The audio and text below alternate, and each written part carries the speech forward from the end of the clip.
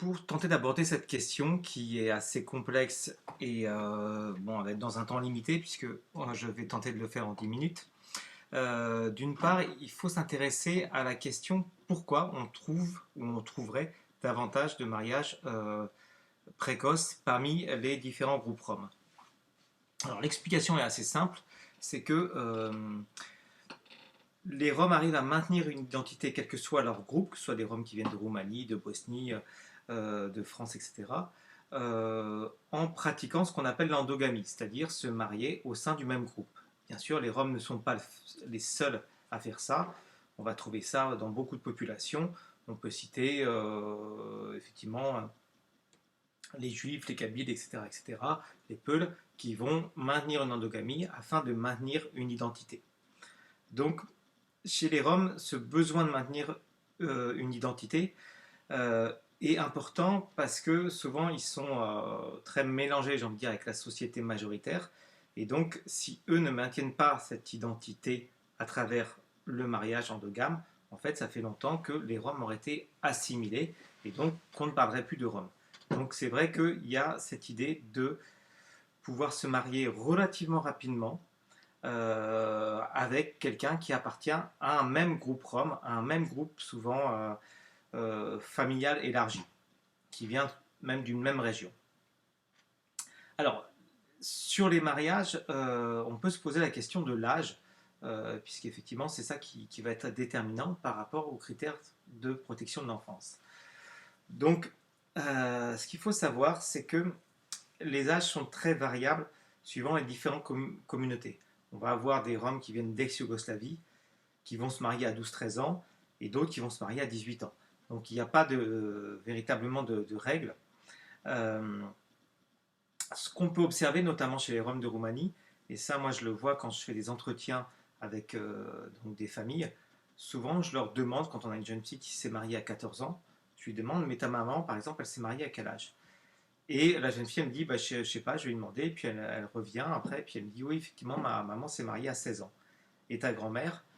Et la grand-mère a 18 ans. Donc ce qu'il faut voir aussi, c'est que contrairement à l'idée qu'on peut en avoir, euh, souvent la précocité de l'âge, elle est relativement récente, notamment chez les Roms de Roumanie, et elle s'explique par en fait une scolarisation qui est devenue souvent optionnelle en Roumanie, alors bien qu'elle soit obligatoire en théorie, mais c'est vrai que souvent les moyens ne sont pas suffisamment mis sur l'école, et donc les enfants vont moins à l'école, donc on a beaucoup plus de cas d'abandon scolaire ou des problèmes d'assiduité. Euh, et donc en fait la famille, les fonctionnements familiaux prennent le pas sur les autres formes de sociabilité que représentait l'école ou que pouvait représenter justement à travers l'école un contact davantage important avec la société majoritaire. Donc résultat, on va avoir donc souvent un abaissement de l'âge, comme quoi qui est la conséquence d'une forme de désocialisation liée à une école qui est qui est devenue, comme je disais, quasi optionnelle. Et on peut avoir aussi des mouvements évangélistes qui sont prégnants, de plus en plus prégnants parmi les communautés roms, roumaines mais pas que, qui eux vont encourager aussi à une certaine précocité dans les mariages, en disant ben voilà, de toute façon il faut que la jeune femme fasse beaucoup d'enfants, et donc quelque part plus le mariage est précoce, plus elle va pouvoir avoir d'enfants. J'ai envie de dire en pratique, la jeune fille appartient à sa belle famille, c'est-à-dire qu'elle déménage la plupart du temps donc chez sa belle famille, et ensuite c'est la belle famille qui a une autorité sur cette jeune fille. Parfois, par exemple, la famille de la jeune fille est restée au pays et la belle famille est en France. Alors, ce qu'il faut savoir, c'est que si la belle famille, elle se sent autorisée à considérer leur belle fille comme un membre de leur famille, dans le droit français, en fait, cette jeune fille n'est absolument pas sous tutelle de la belle famille.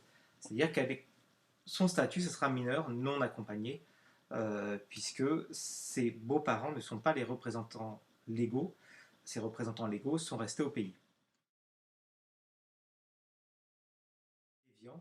Il peut y avoir un dévoiement du mariage, pour piéger la jeune fille, c'est-à-dire que dans le système des mariages, souvent il y a ce qu'on appelle une dot qui est versée par donc la famille du mari, donc à la famille de la future épouse, de la jeune fille.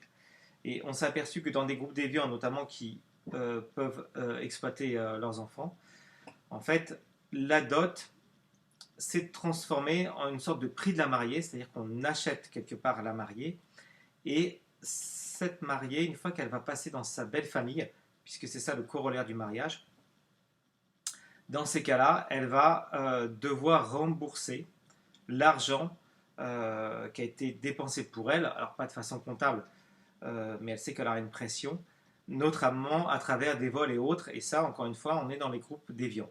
Je préfère exposer tous les cas pour que vous soyez en capacité après d'identifier voilà, si la belle famille ou non est dans une déviation ou dans la norme sociale classique.